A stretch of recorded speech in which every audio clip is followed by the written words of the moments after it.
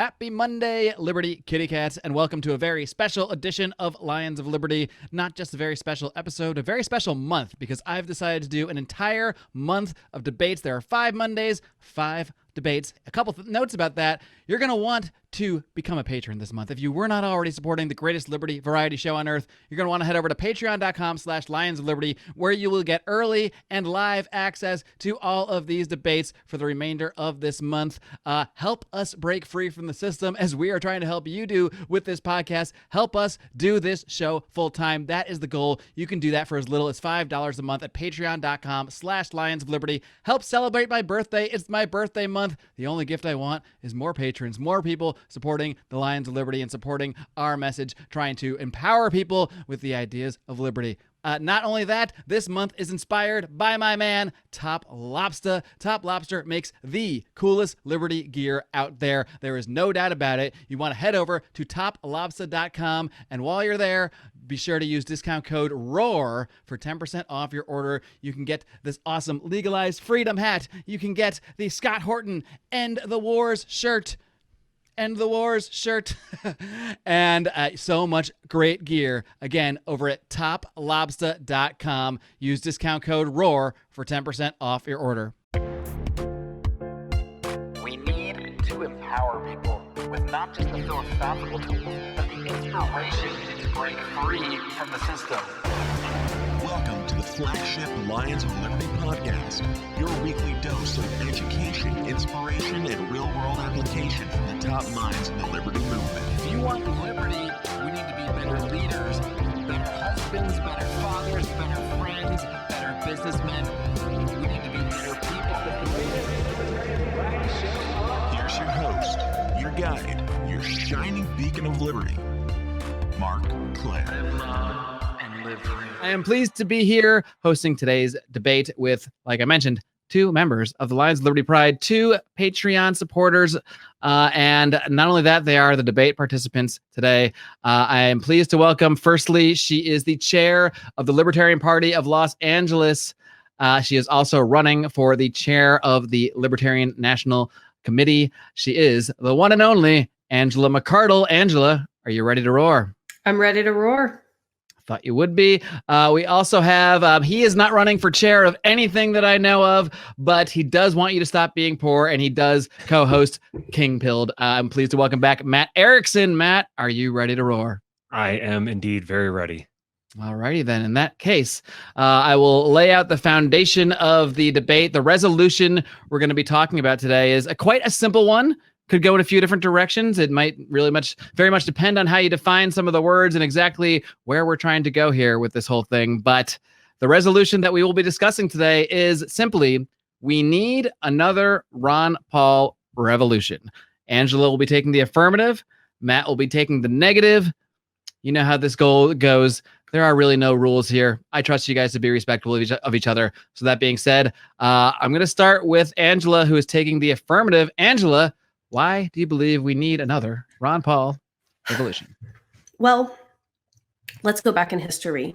I would say that there were really 2 moments in Ron Paul's career that reverberated across the country and shook me personally to the core.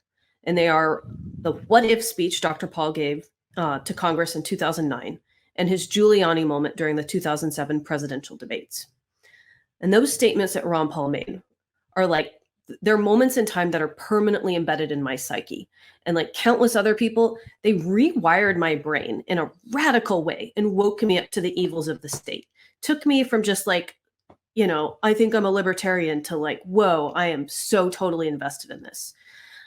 And in spite of being sabotaged by the GOP and hated by neocons and the mainstream media, the Ron Paul revolution inspired a groundswell of liberty activism that I don't think we've seen in this country since its founding. Ron Paul woke up thousands and thousands of people to the message of liberty. And we were so moved by Ron that some of us have toiled together for the cause of freedom for like 14 years. It's been a real journey. And there have been highs and there have been lows. And I'd say, maybe right now we're in a little bit of a low. We're in a low because of lockdowns and because so many people around us have ceded their personal freedom to the state, maybe out of terror or anger or just apathy. And there are people in libertarian circles who've given up hope. They believe that people don't want freedom, that people are happy to be slaves and snitches for the state so long as they're fed and entertained. There are people who believe that most Americans have bought into mainstream narratives about coronavirus and that people want to be locked up. And I get it. They cite polls that say 70% of Americans approved of the lockdowns. They point to the state of our totalitarian government as evidence that the Ron Paul revolution has failed and that we'll never succeed in waking up the masses. Well, I'll ask you this. How many people listening to this debate right now were touched by the Ron Paul movement? By one of his presidential races, or an event of his, by one of his speeches like the Giuliani moment, by one of his books?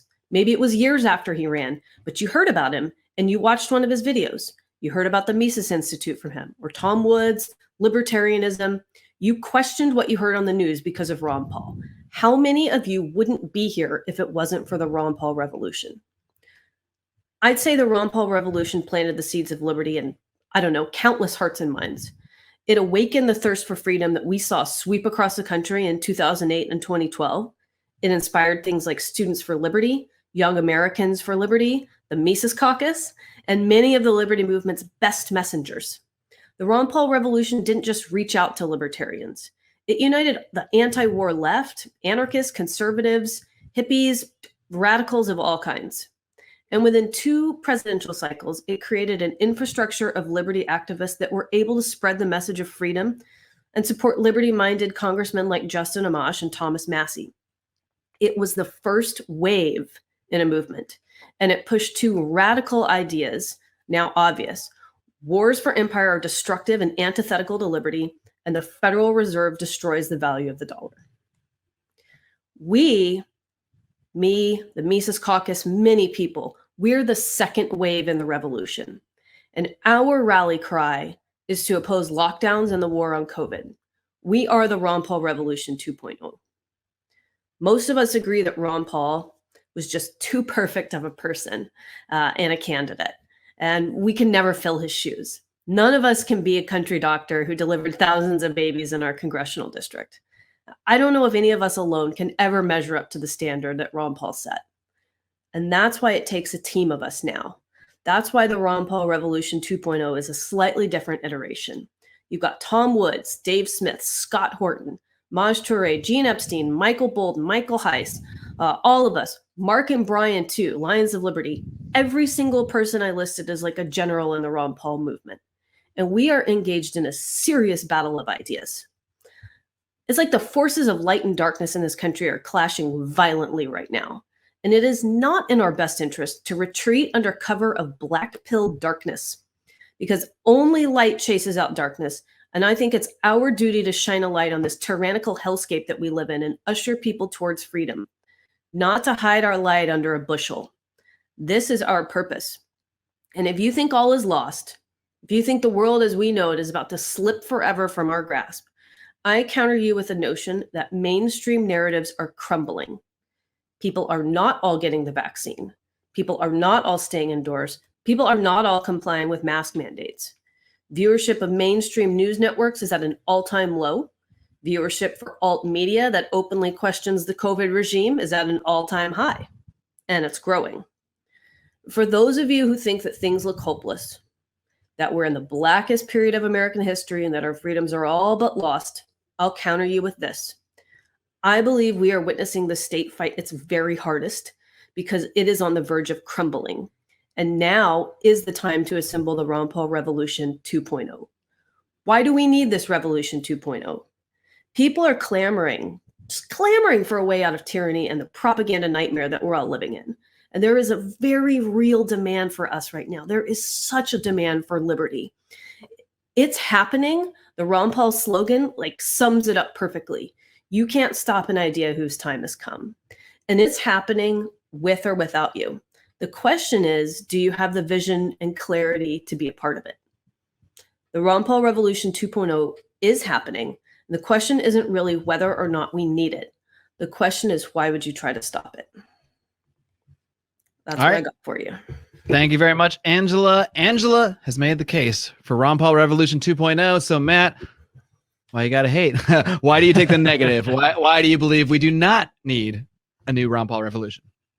So I'll start off by saying that I actually volunteered this resolution specifically because the first thing we'd kind of talked about was something along the lines of why we should take over the LP or something to that effect, which is we all agreed that was a conversation that's been had so many times. We kind of wanted to take a little bit of a different spin on it.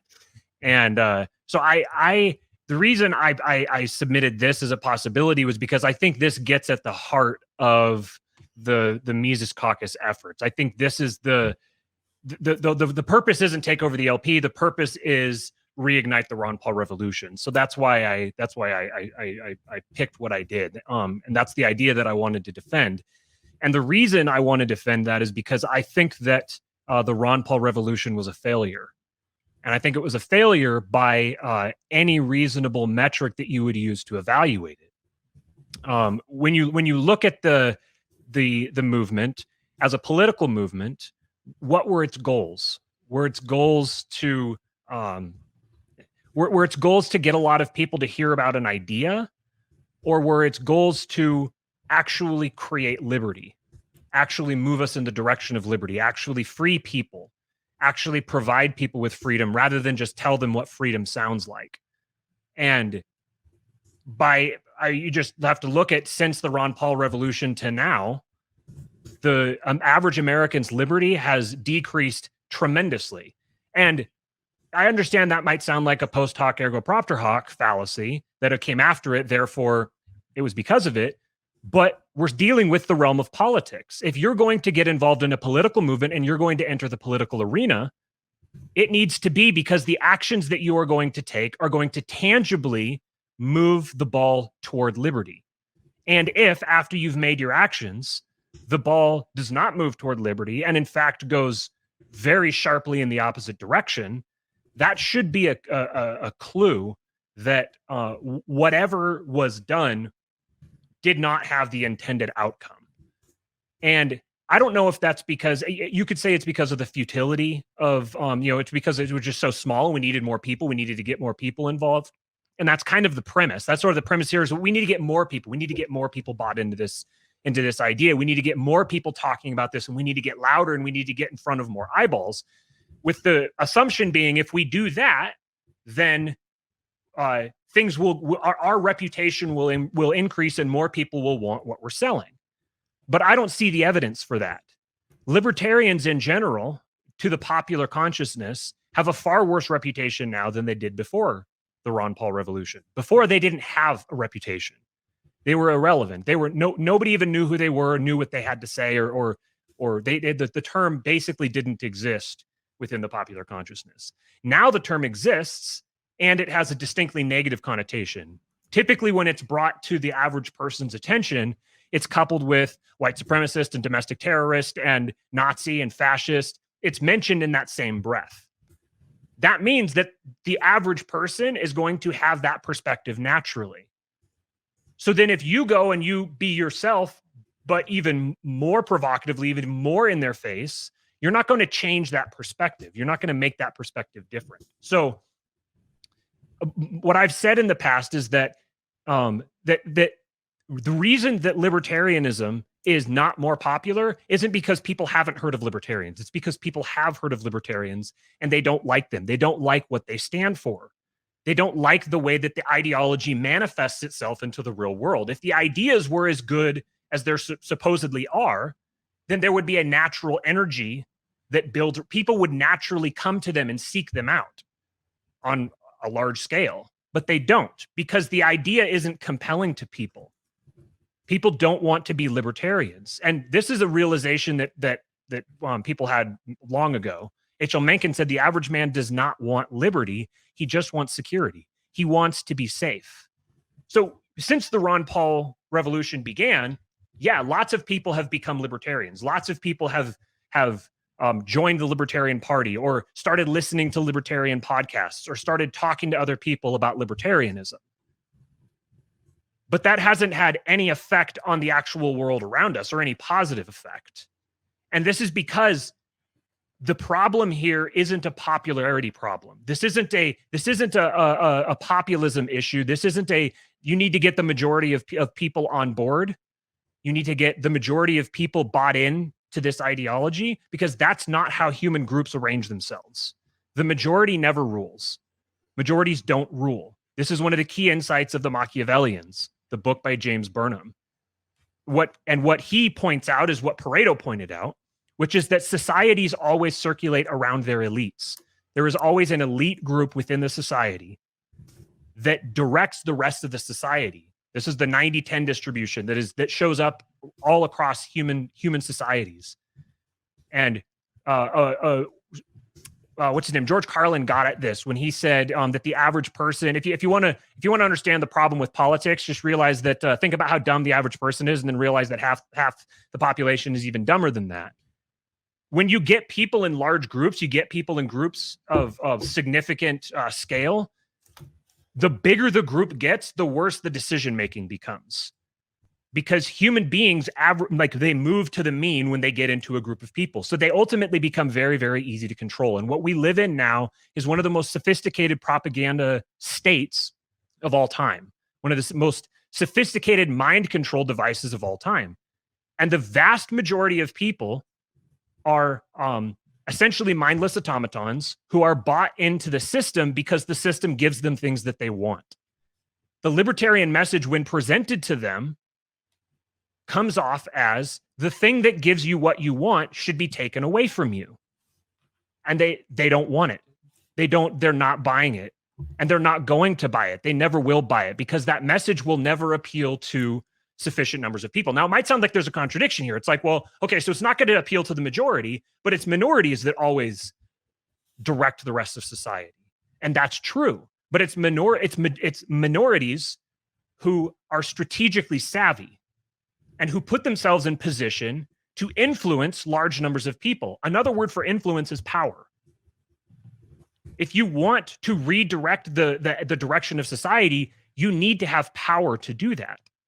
And power is not bought and sold through politics. This is the fundamental delusion of the idea that liberty is something to be sold to a political audience. Liberty is something that is not something that anybody's ever going to buy in the political sphere, because when they go to the political sphere, when they go there to engage in a transaction where they say, I'm going to give this very special thing of mine a vote, I'm going to give it and I want something in return. The reason people go to that sphere is because they want someone to make them safe. They want someone to protect them and to give them something. So if the libertarian political message taken into the libertarian arena is not, we're going to give you something, it's, here's all the things that are bad and need to be taken away, but without offering something in return, it's the wrong product for the wrong audience. Now, lots of people, when they encounter liberty in the right way, in the right context, then they're like, oh yeah, that actually sounds really good. That's something that I would really like. And that context is always on an interpersonal basis. It's always somebody that I know. There was someone that I know that said, hey, you should go listen to this and hear this. And you get that social credibility. That's the way that these sorts of messages spread. So if you want to make the liberty message a popularity thing, if you want to try to get lots of people bought in, the way to do that isn't going through corporate media. It isn't going onto the platforms of the very people who have tagged you as domestic terrorists and expecting that your message is going to get to the intended ears as it's intended. That's lining up for the slaughter. That's putting yourself directly into Sauron's eye without the ring of power, without actually having the ability to defeat Sauron. Ultimately, the reason that I think that there shouldn't be another Ron Paul revolution, that we don't need another Ron Paul revolution, is because I think the Ron Paul revolution significantly underestimates the power and evil of the current regime. And attempting to sell a Ron Paul revolution through the political sphere is rearranging deck chairs on the Titanic. We don't need to reform the current system. We need to build the new one.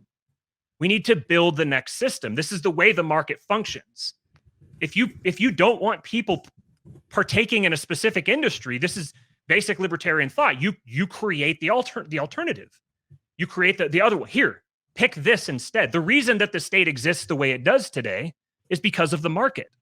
Because when people have the opportunity to decide yes, statecraft or no statecraft, they decide yes, statecraft, and specifically they pick the existing regime.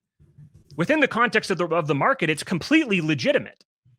People have taken it voluntarily. You could say, well, they were deceived into it. Okay, well, what massive deception campaign do you have planned? If that's the way that power is taken, then what do you have planned? So ultimately, the reason that I want to have these kinds of conversations with people isn't because I expect the majority of people to buy this, because ultimately the majority of people get sucked into political campaigns. The majority of people within this arena, they ultimately go into political campaigns because it's like crack. It's so compelling. It's so appealing. Reality TV is addicting, and people want to get involved in it. And I understand that. And I'm not trying to tell the LPMC that they shouldn't do this at all, because I don't think that there would be any point in doing that. I don't think that they would listen to me. I don't think that they would pay me any mind. The people I want to get the attention of are the people who are already kind of thinking along the same lines as me. I want to get the attention of those people and try to get them not to redirect their focus into something more productive, to redirect their focus into building the new society that will ultimately rise from the ashes of this one. If you survey the cycles of history, it's very clear that we're in the middle of the collapse of a regime, and attempting to save that regime from within is really just volunteering yourself to be the first people lined up on the boxcars. And I don't want to see people who I care about, whose ideology I have a lot of affection for. I don't want to see those people pursuing such a futile avenue. I want people to get reinvested in something that will have a lasting impact, not just going from campaign cycle to campaign cycle, but actually building something that will last, actually creating communities that can provide value to people, to provide value immediately to people's lives on a day-to-day basis, and to bind them together so that they can, as like a lifeboat, to ride out this regime. So the last thing I'll say is just that, to make this clear, when we've had these kind of conversations before, it'll seem like goalposts are moving all over the place because, like I'm moving goalposts all over the place because I have so many different problems with this at each point. So it's like if you change the subject, I'm okay. Oh yeah, I've got an argument for that too. You know, I've thought about all these different things. So the point I want to make here is that, number one, I think it's not a problem to be solved through politics. The problem of liberty is not going to be solved through politics. It will be solved in spite of politics. The politics is out of our control. It will never, and it's never been in our control, and it will never be in our control. And the best thing we can do is solve the problem outside of politics. Even if it was a problem to be solved in politics, it wouldn't be something for electoral politics. The area where you can actually make a difference is in lobbying. Occasionally, you might get into electoral politics, but the place to be would be lobbying if you're going to get into the political process. But then, even if it was an electoral process or a problem for the electoral process, then I would say the LP isn't the best vehicle for that. The GOP would be. And then even if it was, to go one level deeper than that, even if it was a problem for the LP, then I would say not the national level. You don't want a national level campaign because it's a waste of resources. You're volunteering yourself for the Eye of Sauron without adequate protection for it. And ultimately, if your goal is to get something done at the local level, which is what really matters, then a really big, loud public campaign that gets you on everyone's radar and volunteers yourself for all of the worst headlines possible, that's only going to compromise work at the local level. Work at the local level needs to be under the radar, and a big national campaign runs against that. So on a technical level, my issues with this are at all different levels. All right. So we have laid out the case. You've each laid out the case for it against a new Ron Paul revolution. I have a couple different areas I kind of want to explore with both of you. We'll see where it goes. I want to start by asking you, Angela, to address something Matt had said earlier, that even if the Ron Paul revolution, paraphrasing here, of course, had created many more people who were interested in these ideas, who were talking about these ideas, who were debating these ideas on podcasts, for example, has it actually led to more liberty? Matt is arguing it has not. Quite the opposite. We have seen less freedom in our lives. And after seeing the last year and a half, it's hard to, at least for many people, to not see how he can be wrong about the facts on the ground in terms of the actual liberty that we've seen in the world. So what would be your counter argument to the idea that despite the fact that more people are woken up to these ideas and talking about these ideas, it hasn't actually resulted in the real world change in that direction? I think that we have seen an acceleration of state power towards its inevitable collapse and crumbling. And, one thing that Matt said that I agree on is that we're seeing the collapse of a regime.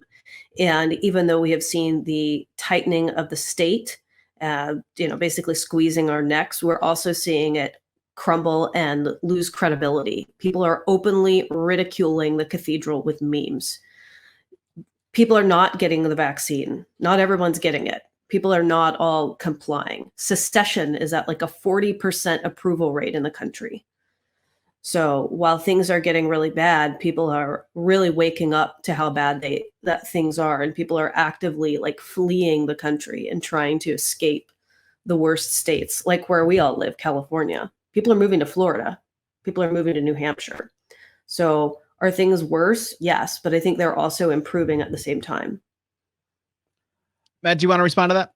Yeah, I think that there's the idea that the fact that the state is crumbling, that the idea that that's a good thing, I think gets at the root of part of the where I see libertarianism as an incomplete philosophy.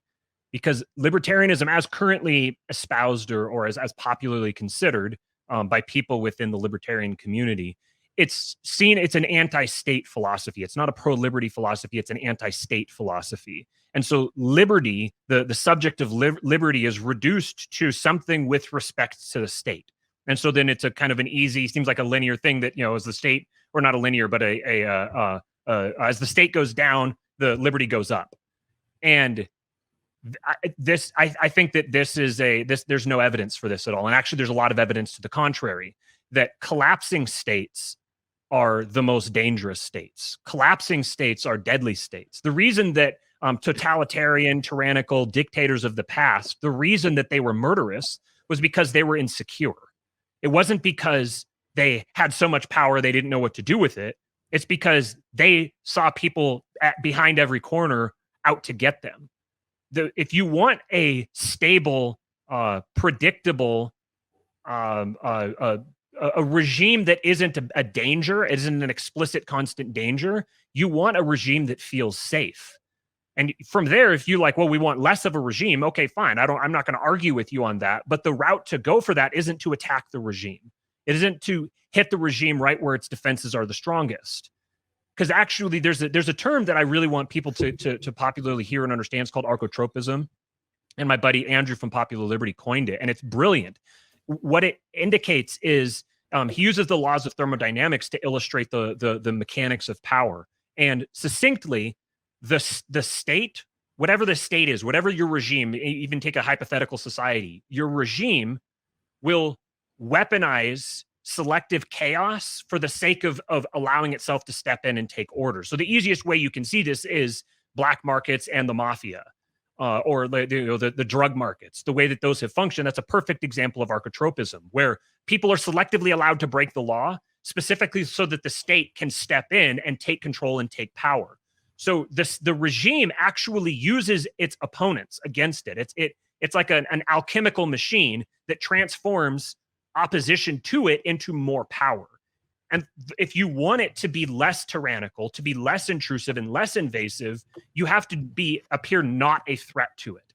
If you appear a threat to it, then you're going to be turned into fuel for it to expand its power. So the fact that the regime is collapsing doesn't bode well for the future. Collapsing regimes are some of the most dangerous and bloody and just generally bad times in human history. So. And what I would ask is, if the regime is collapsing, then why operate within it and try to get people to have a negative opinion about it? If it's collapsing, let it collapse, and put yourself in a position to at the very least survive it, if not thrive and profit through it. I'm not I'll let you sure. address that, directly. I'm not sure if you really got a good grasp on what the Ron Paul Revolution 2.0 through the Mises Caucus lens is. It's not just, create a void so that there's a chaotic power grab. It's not just attack things through the political process. Like, we do have a community. We do have things set in place. We have a strong emphasis on localization. There's a lot going on. I'm not totally sure. I feel like maybe we're talking past each other on some of this stuff. What do you think? All of that is, it's called the Ron Paul Revolution, right? And what was distinct about Ron Paul, his revolution wasn't him as a congressman. His revolution was him running for president. And and the conversation, the PR, all of the public face of the movement is about political campaigns. It's about running for office. And yet there's this tension where we're going to run for office, but we're not going to actually take power to do anything with it. We're just going to like run for office. I don't understand that. I guess there's a breakdown here where I don't understand what, like, so if we're going to take power, or if we're going to run for office to do what? Run for office to do what? So if you're running for office locally, that would be to win office and affect meaningful change. I'm talking about the national level. Oh, you have to run at the national level for messaging and to maintain ballot access. But the national platform is incredible for messaging. I mean, that's what Ron Paul accomplished. Even milquetoast people like Gary Johnson waked up tons of people to libertarianism, and I'm not like a big fan of his. But it's not all about grabbing power. I mean, like the Tsar of Russia, Nicholas, he could tell you how that worked out for him. And, same with Gaddafi. Like, it's very difficult to make sure that you are going to stay secure in your power. And power is just like, and just like money, Donald Trump ran this like incredible grassroots campaign with a ton of money, and he got elected the first time. And then what happened? Like, he failed miserably in his second election or bid for re-election. He couldn't hack it. He just probably just like cheated out. So I feel like you got to hedge your bets in more than one way. It seems like, to me, it sounded like you just made the case for why the LP is a waste of time. Because, I mean, there's no way that the LP is ever going to have the resources or the backing or the political capital of Donald Trump. There's no way that it's ever going to reach that point. So yeah, I think that's fine, because we're not.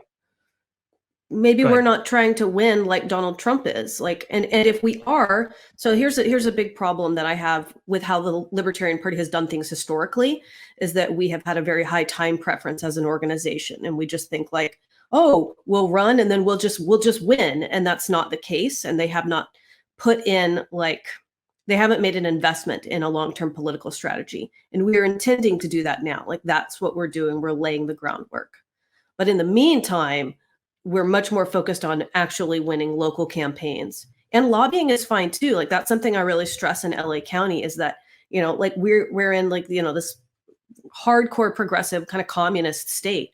And I think that we should lobby in whatever areas that we can and take small wins, and be incremental. But I don't think that lobbying is incompatible with libertarianism. And I don't think all aspects of Machiavellianism are incompatible either. It really just depends on what doesn't morally bankrupt you. And what you're comfortable with. All right, guys, I got to take a quick time out to tell you about our newest sponsors, Paloma Verde CBD. I am so excited about this sponsorship for a number of reasons. One, CBD is a freaking miracle. CBD has helped me with so many things in life, from insomnia to joint and muscle issues. I'm old, guys. I just hit 40 last year. I'm almost 41. Almost 40 freaking one. I can use CBD. It really helps me out a lot. And Vanessa and Carlos Abelar, who run this company, Paloma Verde, they are an awesome libertarian couple, the kind of couple you want to support in life, just like you want to support this podcast. Well, guess what? When you purchase your CBD from Paloma Verde over at palomaverdecbd.com, you get to do it all. You get to support this amazing family. You get to support my Latin American community. Of course, I'm married into a Mexican family, so I'm essentially a Latin American at this point as well. You get to support the Latin American community, and you also get an amazing product. Not only all of that, you get to support this podcast at the same time. We, of course, get a kickback from these sales, and you get a huge discount by using our discount code. That discount code is ROAR, ROAR. Use that discount code at checkout, and you're going to get 25% off your order. 25 freaking percent off your order. And they have awesome stuff. Like I said, my favorites, I have them right here, actually. These premium CBD gummies. These are legit, and I'm not kidding. The only bad part about these gummies is that they're so delicious that I kind of just want to eat them all at once, and you really don't need to eat all that CBD at once. The gummies are delicious. These amazing salves they have. I tried one of these salves on my neck. I got a neck issue, guys. My neck's always sore, always hurting me. This salve, it is freaking magic, the salve that I use. You got to check out these products. As I choke on the CBD gummy, check it all out. PalomaVerdeCBD.com. Do not forget to use discount code ROAR for 25% off your order. It does have to be an order over $75, but guess what? You also get free shipping over $75. So you're going to want to do it. Check it out. PalomaVerdeCBD.com. Discount code ROAR. So go ahead, Mark. No, go ahead. You can respond. So I heard, I didn't hear what the actual plan is. I heard you say that we have a plan and we're working on it. And to that, I would say it seems like you would want to make the plan before you start like putting it into practice, before you start, there's like a cart before the horse thing, but I didn't hear what the actual plan is. What's the vision for where we are in 20 years? Yeah. And that's one thing I do want to like focus on here is when we're talking about, the premise is, do we need a Ron Paul revolution? I know for you, it's yes, Angela. So I think maybe if you could focus on like what for, like what does the Ron Paul revolution 2.0, what does it do? Like I guess that's exactly what Matt's asking. So maybe you didn't. Yeah, absolutely. It's to wake more people up. So a lot of people are interested in liberty right now. They're questioning the narrative, even if they're not totally on the right track. So it is to be the messenger, like the shepherd there to guide people to the path to liberty. And in the meantime, use the national platform to get our message out. And while we're doing that, work at a grassroots local level. National helps the local level to actually win local races. And in the meantime, support things like the Free State Project and much smaller secession movements. Matt, if you could just address the one aspect of that first, this idea, because it's something that came up earlier, is what is wrong with the concept of using a national platform of trying to get as much attention to certain ideas in order to excite people about them, in order to see that those people might be people that then go off and get into cryptocurrency or build that new society that you're talking about, or create platforms where we can discuss these ideas, where you can come on and try to convince more people of your point of view. What is so wrong with that idea that seems to be a large part of the premise of the Ron Paul Revolution 2.0? I think that I don't have a problem per se with people getting on large national platforms. I just don't know what the political party. I don't see where the political party provides so much value there that it outweighs all of the downside associated with it.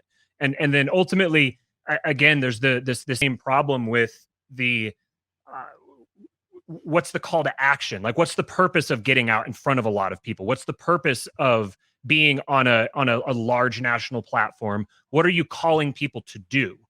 You said it's like spreading liberty, so like wake people up. But is the goal to take over the LP so we can convince not everybody to get vaccinated? Is the like what's the actual if you're trying to start a revolution, what's the direction? Where are you, what's the purpose of waking people up? Do you want me to define liberty, like personal liberty? I would say yes, and I would ask you along with that, do you have personal liberty to spread? Personal and economic freedom, the ability to control your body, the ability to control where your money goes, the ability to basically, like if you're a hedge knight, who are you giving your allegiance to? Okay, and then do you reasonable? Have? Yeah, that's good. I actually agree with that. I think that's a good definition. Do you have liberty yourself? In what respect? I mean, limited amount. I would like to have more. Considering so when you say spread liberty, what is the? I see a disconnect here where you have like the step 1 and then step 2 and then step 3 is profit. What's step 2? So step 1 is spread liberty. what's step 2? So step 1 would be wake people up and help them understand what the concept of liberty is and what can be achieved. Step 2 would be to begin work at a grassroots local level and, to a certain extent also with agorism and black markets, and help people evade the state, help people set up local communities where they can be freer, peel back the tyranny of the state while setting up a more libertarian framework to live your life and govern yourself. And step 3, profit, whatever, would be to finally achieve that. And it can be achieved at the local level and at a state level. It would be great to see it achieved at a national level. I don't know what that will look like at the national level. That would be, I think, more than 20 years out. But in the meantime, I think that we're moving towards a secession level at the state. And I don't know that it'll be complete secession, but people will live more autonomous lives. And I believe the Libertarian Party, in not its current iteration, but its soon to be future iteration, will help to usher that in. Okay. Yeah. I still don't, I didn't get what, there's understanding about these things and then like maybe promoting a secession movement or something like that. But I don't see where in all of this there's the actual change from less liberty to more liberty, and what role the LP plays in that. There's people getting elected, but then is the goal to take over the political system?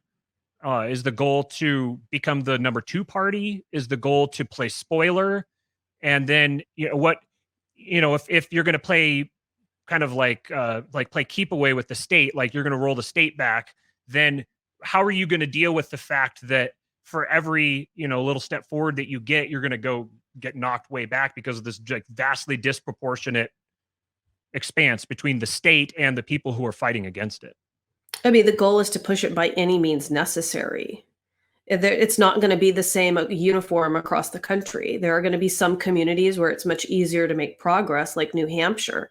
There are going to be communities where it's very difficult and people may have to move and abandon it. And then maybe those communities do collapse. But yeah, electoral politics is part of it. And changing people's hearts and minds so that they'll participate in that, or at least stop trying to push authoritarianism on us, is also part of it. What does participate in it mean? Like, does have more people get involved in working with the LP? In local politics, sure. I mean, through the LP. Yeah, the LP is a support network. I train people on how to be candidates. I train people on how to read legislative policy. I train people on how to help elected officials who are already liberty-minded. Like there's a lot to it, just like politics. So, I mean, but I'm guessing I know that you understand how politics work. I know you do. Yeah. What I'm trying to drive at. I'm trying to hit the bottom. I'm trying to hit like the each time it kind of seems like you're pushing it one step further. That it's kind of like we're going to go through these actions and then hope that by going through these actions with these intentions we're going to get this outcome. But number one, I don't know what the outcome looks like. Okay. I don't know what, and then I don't see how the actions are going to connect to actually creating that outcome, because the history that we have it shows that isn't at all what happens. The state doesn't just roll itself back. Yeah, I guess just to follow up on that, I might ask Angela to maybe expound upon why, if we've seen less liberty in our lives, despite the fact that we've created more libertarians or more people that are talking about these ideas with Ron Paul Revolution, the first Ron Paul Revolution, we've created podcasts, we've created outlets for discussing these things. We've even created a lot of individual people who have gotten into these ideas, but we haven't really seen that in society at large. In fact, we've seen quite the opposite. So what do you think would be different about the path that you're taking and the path that you'd like to see in a sort of a 2.0 version? Do you see any differences that would take place, or that you would want to see take place, that would differentiate Revolution 2.0 from the results of a first Ron Paul Revolution? I think the situation is very different right now. One is we have a much more powerful information tool at our fingertips. Sure, we had the internet in 2008 and 2012, but we were also beholden unto mainstream media, and that is not the case anymore. Joe Rogan gets a lot more views than CNN does. And so we've got that in our arsenal. And two, you got, the war on terror, awful. terrible, still going on. It does not hit, it's not as personal as the war on germs, as I'm calling it. This is really like ruining our lives. And a lot of people are waking up to that and absolutely hating it, even people who locked themselves down voluntarily. So I think we've got very different circumstances. And I think the political landscape has changed quite a bit. You've got 40% of people who believe in secession. That was not the case 10, 12 years ago. So I think those are some very serious implications right now, that we are absolutely in need of a Ron Paul Revolution 2.0, and that the time is ripe for it. All those reasons that you gave, all to me, the way I read them is those are indications against a Ron Paul 2.0. I think Why? ultimately, because the problem is not a matter of politics. Like the regime doesn't care about the will of its people. The regime is not downstream from the will of its people. The regime does whatever it wants to, and it's had this mind control device to keep people pacified and off of its back. But riling people up and getting people antagonistic to the regime isn't going to make the regime back down and go away. It's going to make it worse. It's going to make it ramp itself up. Or it might just collapse, and then we can bring something new in. What? I've been talking about it for a while now, like secession movements moving, like state government, being more important than federal government. I think we may be seeing that happen. We've seen Governor DeSantis basically stand down vaccine passports at the federal level, saying they're not allowed. So I do think we're moving in a good direction right now. It's just very ugly. You're talking a high time preference versus low time preference, and I think that you're right about some of those things in like a high time preference way, but I'm talking like long term. Secession isn't a long term solution. Secession is well, number one, it's just, economically, it's effectively irrelevant, because the power center of the globe right now that's directing the events of everything that's happening doesn't care about borders. It doesn't pay attention to, it's not, they seceded, I can't touch them anymore, that's too bad. And I don't see where just creating a new Republican government, I'm little r Republican, just we're going to secede and we're going to have a Republican government here. I don't see where that is a change or an improvement. That to me is just, it's just moving stuff around. You're still not like tangibly creating liberty. And all of this stuff doesn't, why do all these things require getting the attention of lots and lots of people? Why can't this stuff happen just behind the scenes with political operatives? What's the need for a big political campaign where you're getting people to invest more in politics? Because you're not going to be pulling people away from other parties. You're going to be pulling people who normally aren't involved in politics and getting them involved in politics. Why are you opposed to messaging about libertarianism? Because it sounds to me like you don't want me to spread the message of liberty, and like you don't want me to wake people up to the evils of the state. So if that's the case, because I don't think you have a valid alternative to present to them.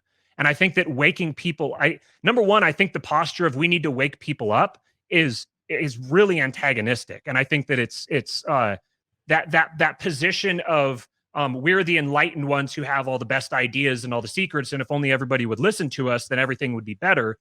That posture existing from the jump that alone would tank a campaign. But what I see here is that there's like playing both sides, kind of, where it's like, well, we're going to try to run, but we're not going to run really, really seriously. We're going to do just a little bit.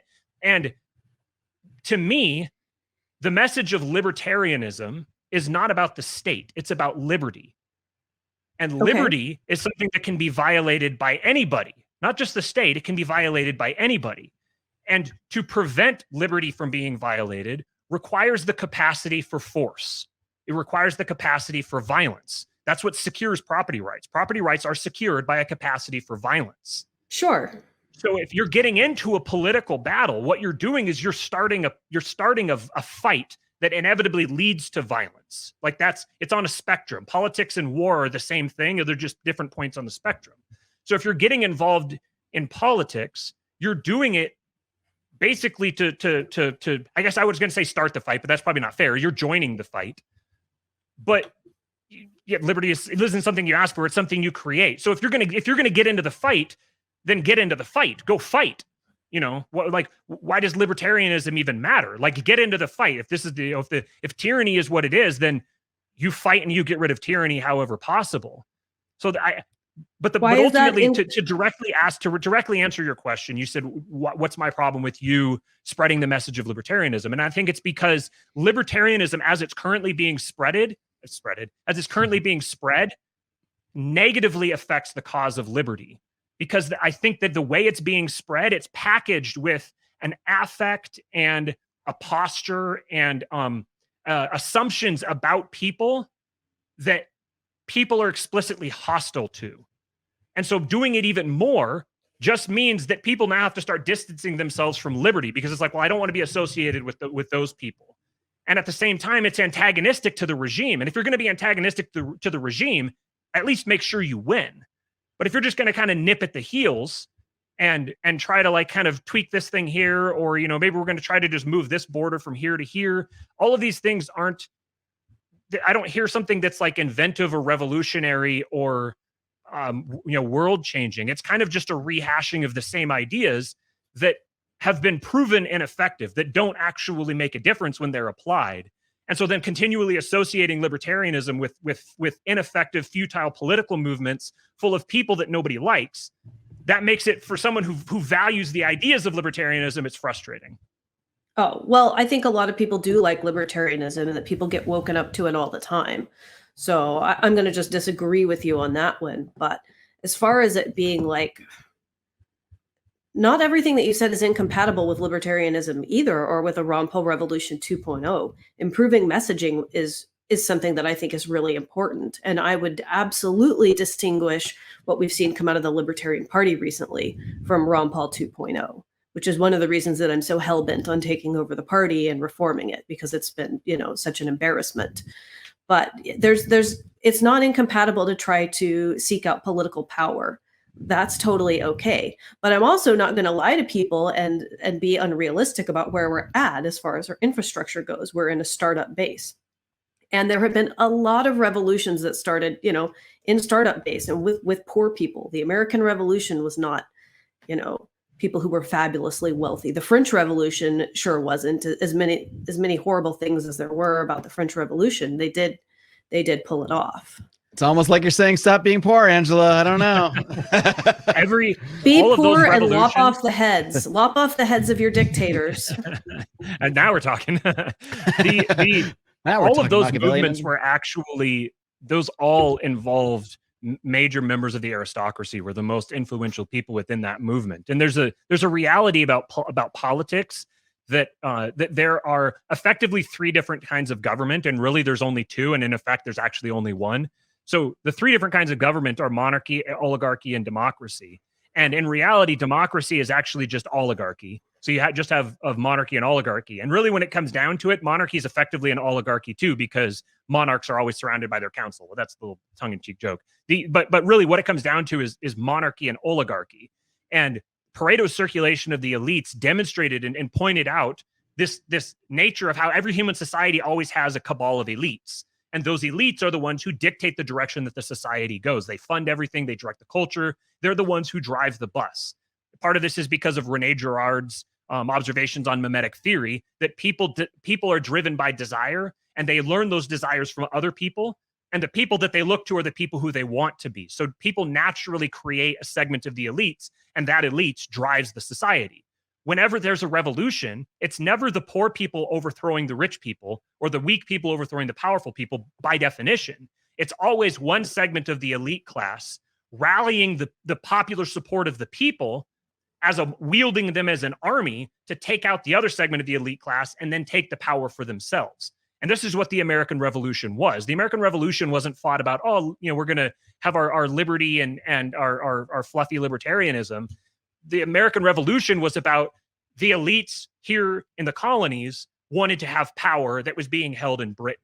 And they wanted to make that power their own, and they wanted to hold it so that they could collect taxes for themselves. And so there is no case where people have, where there's been a movement that started, like grassroots movement that started and overthrew a regime. And even if there was, why is the instinct to overthrow the regime? Because overthrowing regimes is bloody and catastrophic and brutal.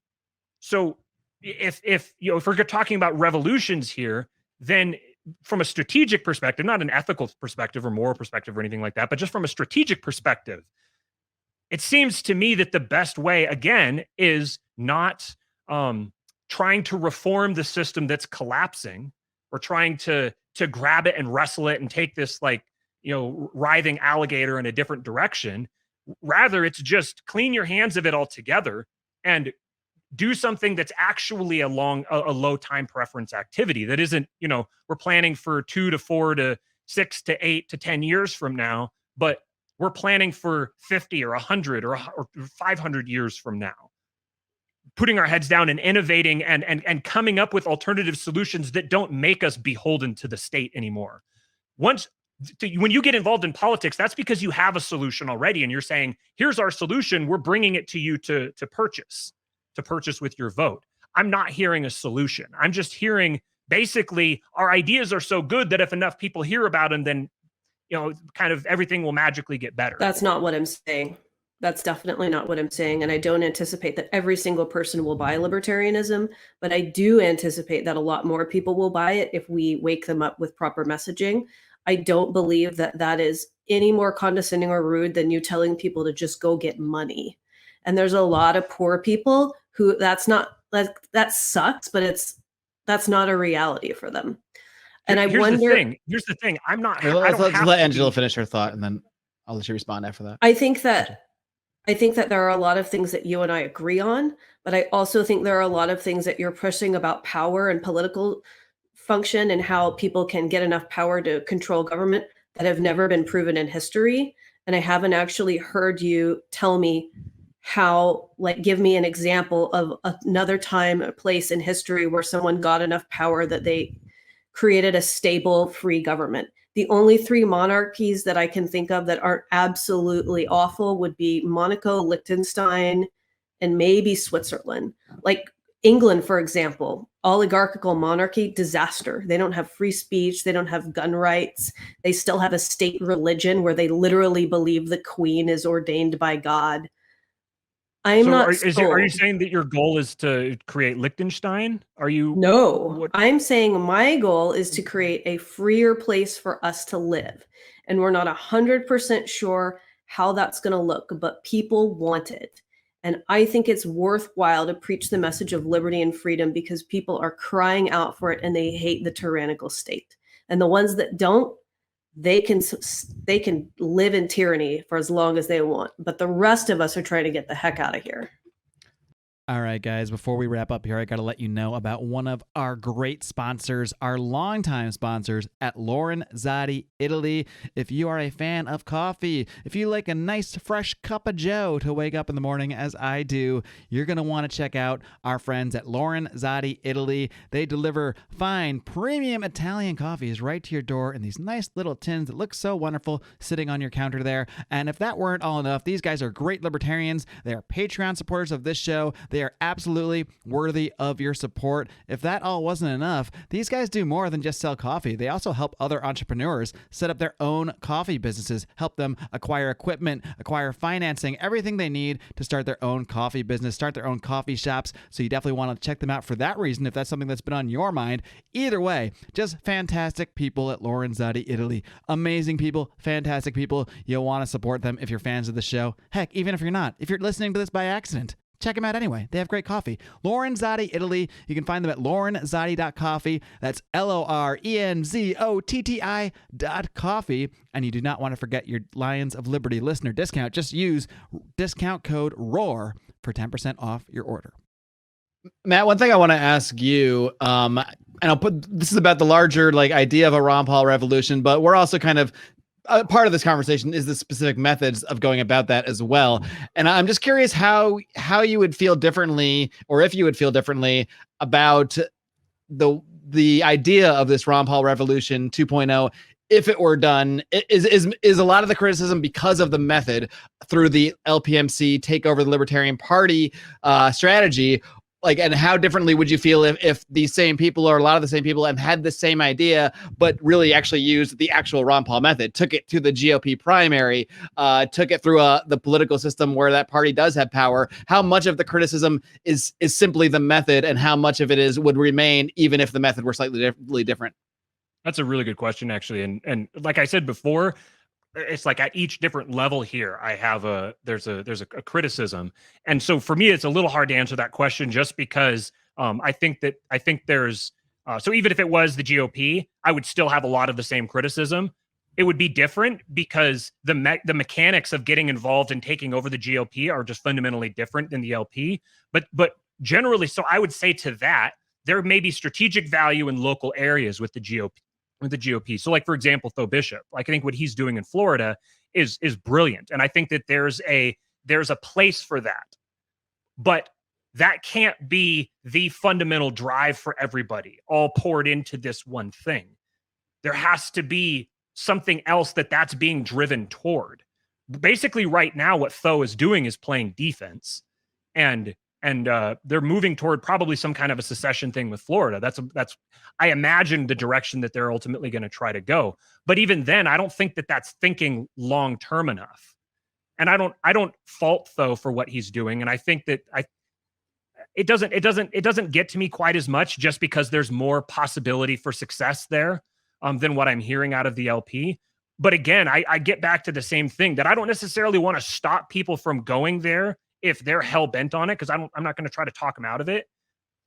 But I think that there's a major unsolved problem in the room, which is, what is going to replace this regime? There's going to be one. There is always a regime. Angela, you asked about which monarchy do I want to recreate? I don't want to recreate any of them. I haven't said that I want to recreate a monarchy. I've said we have a problem. This is one of the most natural forms of government, and it seems that people are wired for it. So here's a basis upon which we can begin trying to solve this problem. But the problem has to be solved. And just going and running in political campaigns, to me, means sucking people into political activism at a time when they need to be getting out of it. Okay, so I just fundamentally disagree. I think that it is a really good goal to work on politics at the local level. I don't think that's the end all be all. I think you can definitely work on ways to hedge your bets against the state. But a big concern for me is, if I were to go and join some agorist community, am I going to get Ruby Ridged? And one of the best ways to stave that off would be to have a local government around me that said, no, we don't support that. We don't want the feds in our state, like the Utah bill that Michael Bolden helped get passed to keep the NSA from having access to facilities, things of that nature. I would love to live completely independent of the state, and that's a great, really long-term goal. But in the meantime, I want to be safe, and I want to replace the little Hitlers and dictators around me with people who are liberty-minded. So that's what I'm going to work towards. Just on the strategy side of things a little more, Angela, I kind of give you the flip side of the question I proposed to Matt, because like part of what you had mentioned earlier are that part of the positives we've seen in politics. You mentioned Ron DeSantis and what he's done in Florida. Of course, Ron DeSantis is a Republican. And you also mentioned secession and those kind of movements, which would take political power within those states. So I guess the flip side of that same question is, why the LP? Why the LPMC? If it's a Ron Paul revolution, why is it not at least attempting to emulate what Ron Paul was doing by going through the GOP, by finding a place where there's already millions of people who sort of, have that inclination? Ron Paul, I think, was very successful in that because he was talking to people who, even if the GOP wasn't actually consistent, the people he was speaking to kind of had some of those individual liberty ideas in their mind already. So why not use that vehicle instead of using this much smaller vehicle that has such an uphill battle to climb, where, better than anybody how many hours are spent on petitions just to get on ballot access, or petitioning just to have a seat at the table? Why not use a vehicle that already has a seat at the table? Well, the GOP has more baggage. It's more difficult to take over. It's full of deep state operatives. and people who are Someone say the LP is too. hell bent on the war. Well, it's got a handful, right? But it's not completely. It's not as festering with it like an open wound. The GOP hasn't done a good job of defending liberty historically. There are little areas and pockets where it's done a good job, but overall, like, what have conservatives conserved? They have not done a good job. Our debt has gone up into the trillions under them. It's really gross. They're too busy reacting to the left to actually plan and plot their own culture.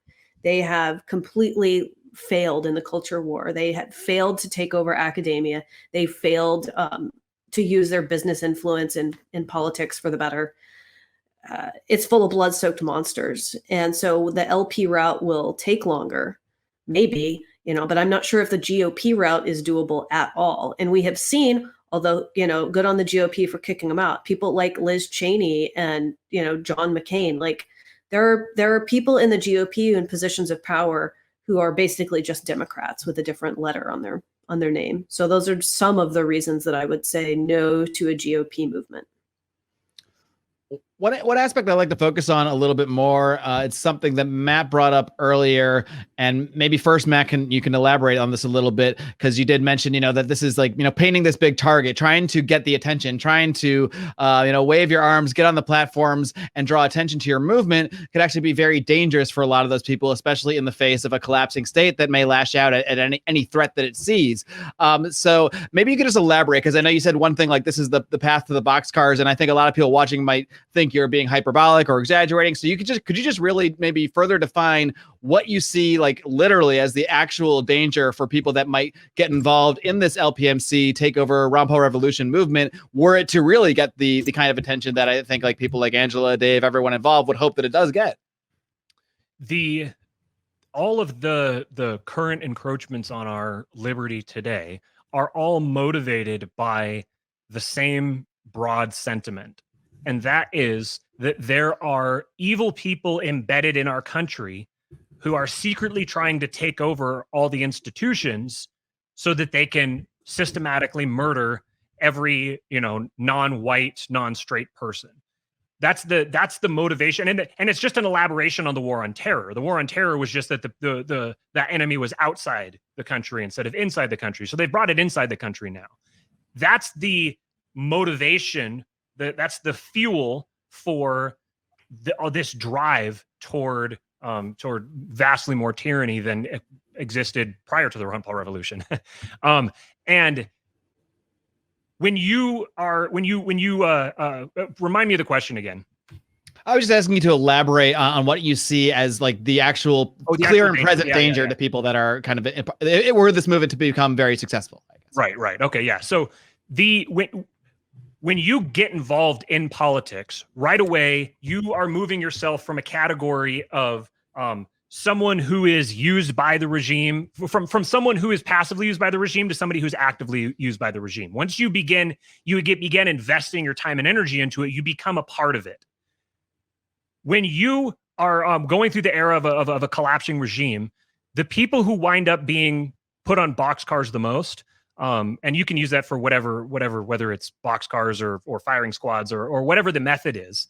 In these eras of collapse and chaos and revolution, the people who wind up getting the worst deal are the people who tried to bring everybody together. The people who tried to bridge the gap between both sides and tried to say, no, we need to, we need to resolve all the problems within the regime.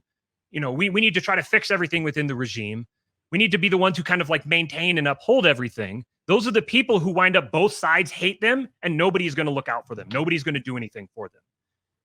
When you start getting yourself involved into politics like this, I think that it's incumbent upon you in this kind of era to ensure that you are effectively untouchable or you have nothing to lose, because we're moving into a dangerous era where this propaganda campaign of these people are here, these people are waiting around every corner, they're hiding inside your schools and you're everywhere, waiting for their chance at a fascist coup.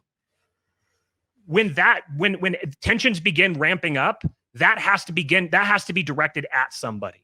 It's going to have to be directed specifically towards specific people. This is just the inevitable trend. inevitably everything is going to ramp up to the point where it has to be directed at specific people. So there are going to be specific people. They may not be murdered. It may be that through technology, we've evolved to a point where they get put in digital boxcars, where they get put in digital gulag, and they become unpersoned effectively. The people who are going to get that first are going to be people who are doing things like try to take over the LP to attack the regime on its face, and to go out and try to wake people up to the evil and to all the tyranny and everything. Those are the people who are going to get it first. And we've already seen the beginnings of this with the former director of the CIA going on and specifically lumping libertarians in with domestic terrorists and white supremacists. And that rhetoric is being planted. If you watch the way that the cathedral operates, ultimately, eventually, there's going to have to be a scapegoat. There's going to be a scapegoat. And I think that it's in everyone's best interests to ensure that you aren't the scapegoat, because martyring yourself it just isn't a positive strategy, in my opinion. So to me, that's the danger. I don't know how close that danger is. I don't know if, 6 months from now, people are going to be going door to door. It wouldn't be completely inconceivable. It's possible that there's some sort of kind of a release and something doesn't go quite as bad quite as soon. But what that is the eye of the storm and the opportunity to get out, not to invest yourself deeper into the system and put yourself on the record as I am somebody who actively got involved and actively opposed the regime, actively made myself an opponent of the party, the capital P party, like George Orwell party. The people who are on the record as the biggest, staunchest opponents of it are going to be the ones who get it the worst. Okay. And if you could just maybe address a couple things there, if you don't mind, I'd like you to address just if you agree at all at any level with Matt's assessment of the potential danger, and to whatever extent you do see danger, why is it worth it? Or how can people protect themselves by being a part of this Ron Paul Revolution 2.0 and keep themselves safe? I think there's some potential danger to it, but I also think there's potential danger to just opting out, like Matt is saying, and doing your own thing and trying to get wealth and power or whatever, just having a family and not getting vaccinated. At this point, anyone who's not going along with the mainstream narrative is potentially in danger. They are already knocking on people's doors. So I don't really see much of a difference. Sorry, Matt, you're on the list with me. You're on this podcast with me, so you're on my list. I'm sorry. It's the Lions of Liberty list. Yeah, we're all on that one. Yeah. Good luck. We're all going to get suicided.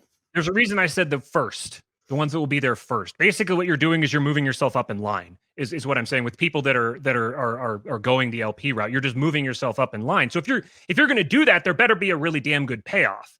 But I still haven't heard what the actual payoff is supposed to be. I haven't heard the actual vision of what we're moving toward, of what we're trying to create. I think I've explained it a few times, but I think we're just having a disconnect.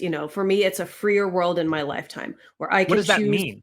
Where I can choose what I put into my body, where someone's not knocking on my door to give me a vaccination, where my tax rate isn't 10.25% in the city of Los Angeles, where the state tax isn't 11% for income tax.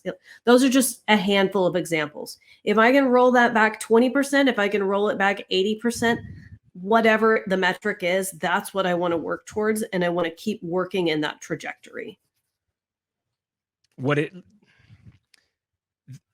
What is that trajectory? What are the actual steps that are taken to accomplish that?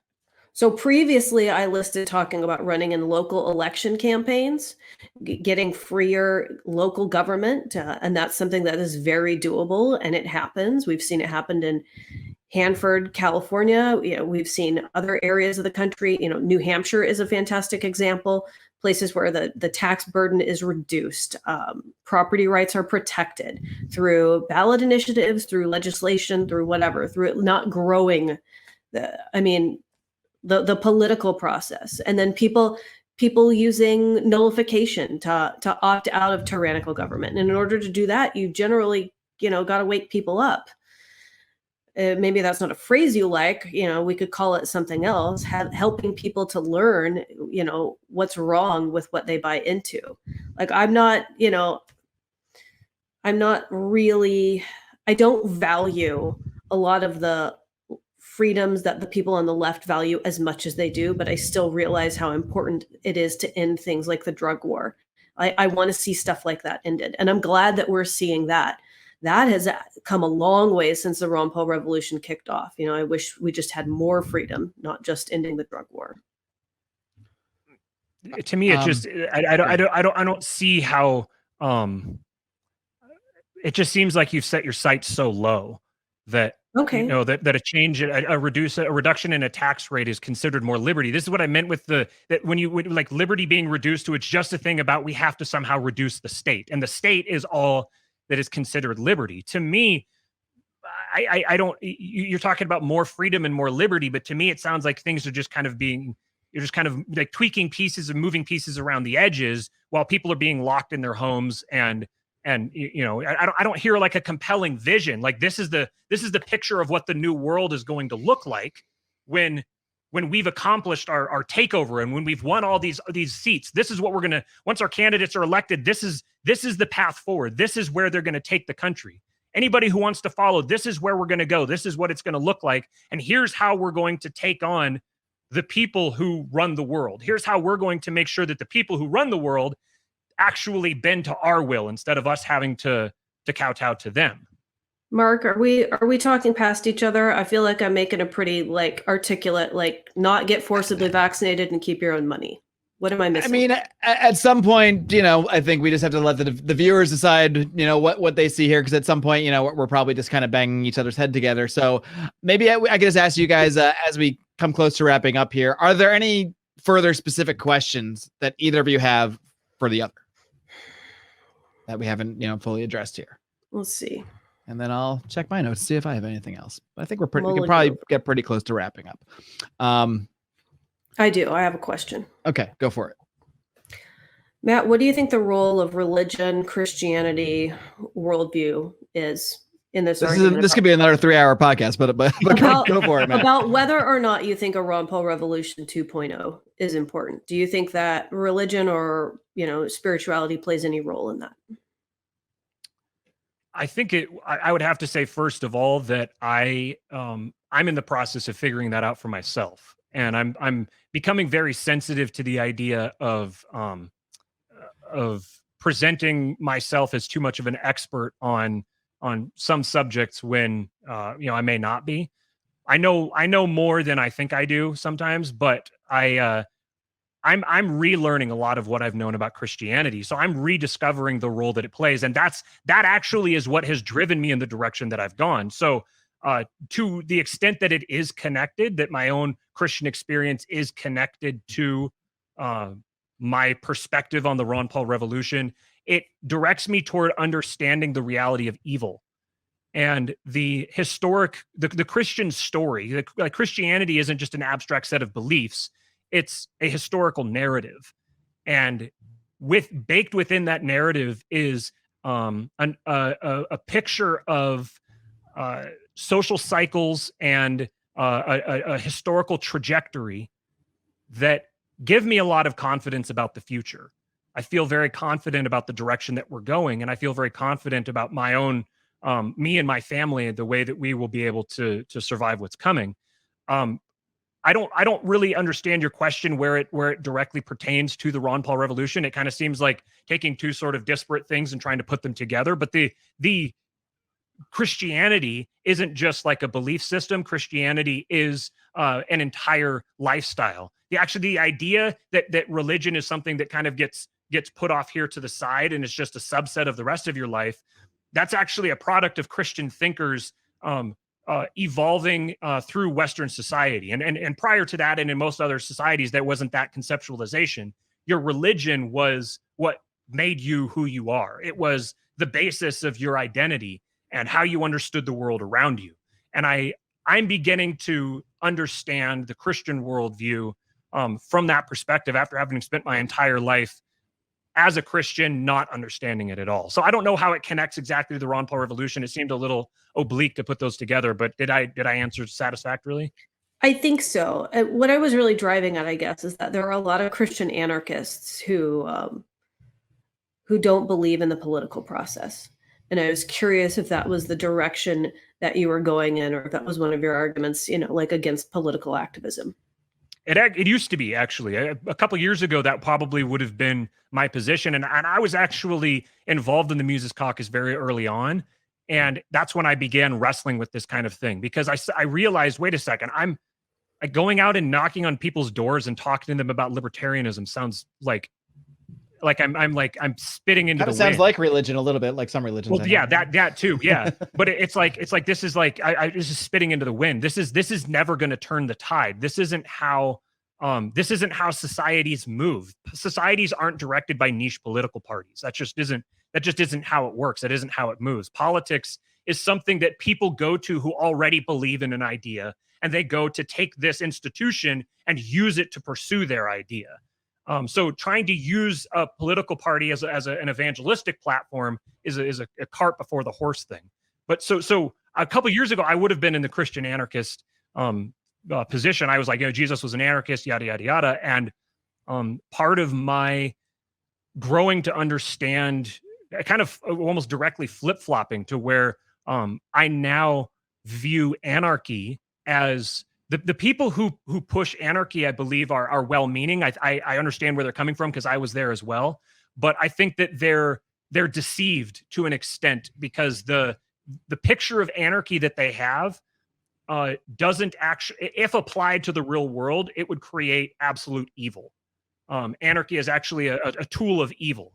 And so there's a disconnect between what they're trying to create and the method that they're using to create it. And you can't confuse the ends for the means. So today, no, I wouldn't consider it to be morally wrong to get involved in the political process. I do think it's morally wrong to get involved in the political process in a futile manner. I think it's a waste of resources, and ultimately probably signs you and your family, not you specifically, but someone in general, signs them up for like puts them in potential danger, as I outlined a little bit ago. So my perspective on, I guess, the intersection of Christianity and individualism is I think they're very compatible. And I think that's important for the Ron Paul revolution. Ron Paul was obviously, is a great Christian man. I think that God created the individual. And so I think that means that individual freedom and individuality is a worthwhile pursuit. God didn't create a collective. And he didn't create us as slaves. He created mankind in his image, and I think that says a lot about the value of the individual. And, the highest values in the libertarianism is individual sovereignty. And two other highly regarded values are freedom of speech and property rights. And what did God do in Genesis? He spoke things into existence, and he gave mankind dominion over earth. And I think that's pretty heavy stuff. And even if someone doesn't believe in God, I think it stands to reason that it's an archetypal story that's lasted like thousands of years and transformed human civilization. So I think that those are really good values to uphold. And I think that's why there are some of the values that we promote in libertarianism. We're speaking like in the context of politics, and the issue of individual sovereignty, I think is very relevant to politics. So when I talk about that sort of stuff, I'm not necessarily promoting Christianity, but I am promoting values that Christianity promotes, because I think they're very worthwhile. And that's why they have persisted throughout the ages. So I just think that's a really important thing for people to note. Like the Ron Paul revolution have really picked up on a lot of that with the story of the remnant. And so I like to give it, the attention I think it deserves.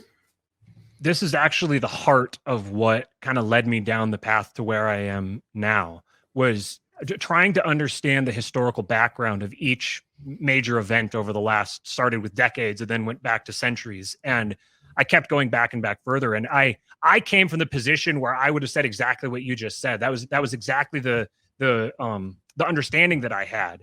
And I realized that the depiction of it that you just gave is it's very, I think it's very close to right, but the part of it that's not right is so wrong that it directly like completely flips it.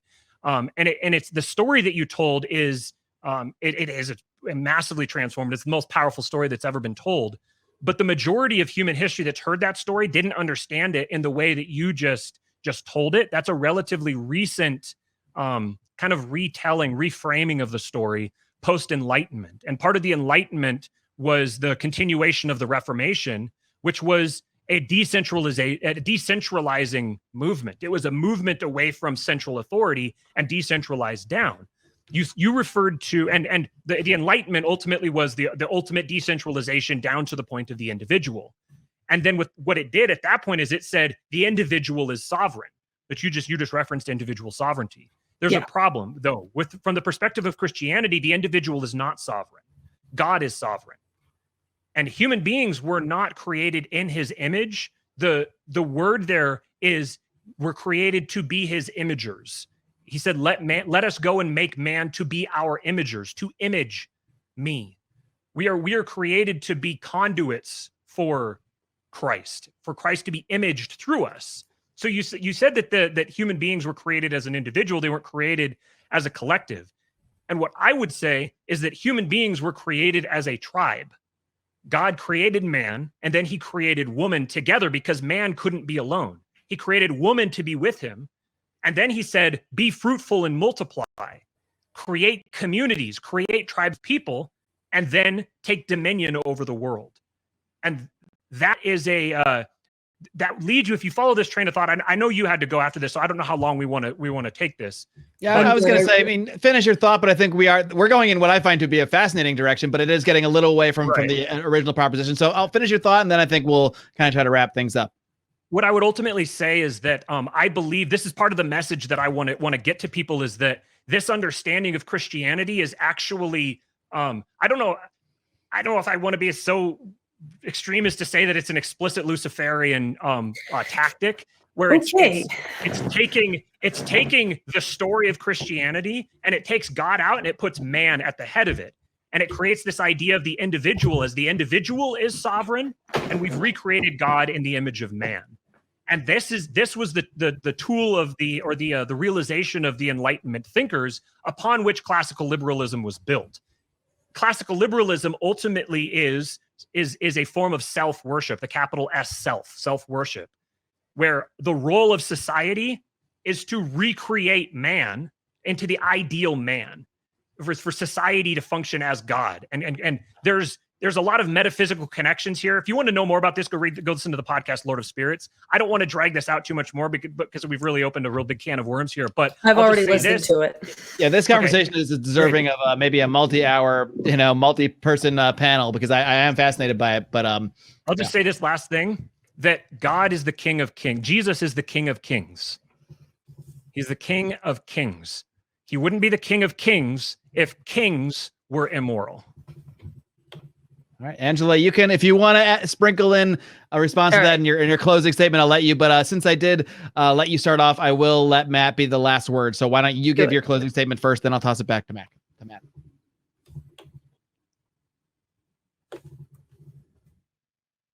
Angela, Wait, I was tossing it to you first. Yeah. Oh, okay, I understand. Sorry. Yeah. All good. I might have phrased it weird. Okay, so let's backtrack a little bit. And I do have to hop off in about 5 minutes if we kind of keep these little tighter, since I think I think it's a summary, and any additional points you want to add will do. All right. How was Sauron defeated? By throwing the ring in the fire, but not by taking the ring and assuming power in Mordor. So let's be clear on that. I would say the Ron Paul Revolution 2.0 is happening with or without you. Every person participating in this debate was impacted positively by the Ron Paul Revolution. We owe it to our future selves, future generations, to have Revolution 2.0, and the world is ripe for it. The propaganda of past generations grew up with is being peeled back by the information age. It's something that's grown remarkably since the first wave of the Ron Paul Revolution, and the effects of this new thing are just being seen, and I think it's going to blow apart the cathedral's fragile monopoly of information. And that's one of the reasons we're seeing secession movements. Is libertarianism a philosophy? Sure. But the human action described by Mises is a description of how things happen in reality. And we are seeing it happen in real time, even though it's a little rough right now. And the Ron Paul Revolution is like a shepherd for all the black sheep. I think we're catching people as they unlatch from the machine and guiding them towards the concept of liberty. And who are we to tell people that they are too stupid or undeserving of personal freedom? this is why Ron Paul relates us to the story of the remnant. Like, that is our purpose. Our purpose is to go out there and preach the good word of freedom to the masses. And even if many of them ridicule and hate us, it's all about that remnant. Those people who they're obscure and scattered and barely hanging on, and they need us to encourage them and gather them together and keep going. Because when all of society goes to hell and everything finally burns down, we are going to be the ones who rebuild it. So help us rebuild it now. We need Ron Paul Revolution 2.0. It's going to happen, so you might as well get on board. All right, Matt, and your closing remarks. In order to destroy the ring of power, it first had to be picked up and carried. Ultimately, you don't have rights, you have responsibilities. You were born into responsibilities. You have a responsibility to yourself, you have a responsibility to your family, then you have a responsibility to your community. Ultimately, politics is directed and run by wealth, power, and influence. If a political party is going to get something done, the first thing they've got to do is go ask people for money. If you want to control the outcome, you have to first control your own outcome. You have to control the source of your money. You have to control your own life, take control of it, protect your family, look out for those closest to you. And once you've done that, work out in concentric circles from that nearest point. Ultimately, this regime is collapsing.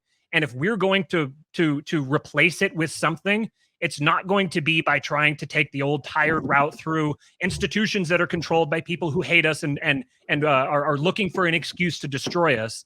The way out will be by creating something new. Give people something else on the market to take that is better than the options they have currently in front of them, and they will take it. We don't need to save the state. We need to destroy it, get rid of it, move beyond it completely, and replace it with something completely different. We don't know what that is yet. That's a project that has to be started now. Once that project has been completed, sure, go through your political party and call people's attention to this new thing. We don't have that new thing yet. I want people to put their heads down and start creating it. And that begins with you controlling the source of your own income, looking out for yourself, making sure that you can live anywhere, that you can be free yourself. Once you've made sure that you can be free yourself, then you can give that to other people. Until you have liberty, you can't spread it. All right. Well, Angela, Matt, I thank both of you guys for coming on, engaging in this debate, no matter what anybody's views are about this going in. I think both of you want to convince more people to share more of your points of view. So I'm glad we were able to do that here today and give people the chance to make up their own minds and hopefully get their own wheels spinning. At the end of the day, that's what it's all about. That's why I do the show. That's why I started the show in the very beginning, was to hopefully get people thinking in a different way. So I think both of you were able to lay your case out for why they should think more in your way today. So I thank you both for joining us here today. I don't think I need to tell you, keep up the great work. Keep on roaring. Thanks, Mark. Thanks, Angela. Appreciate it. Thanks, a lot, guys. Live long and live free.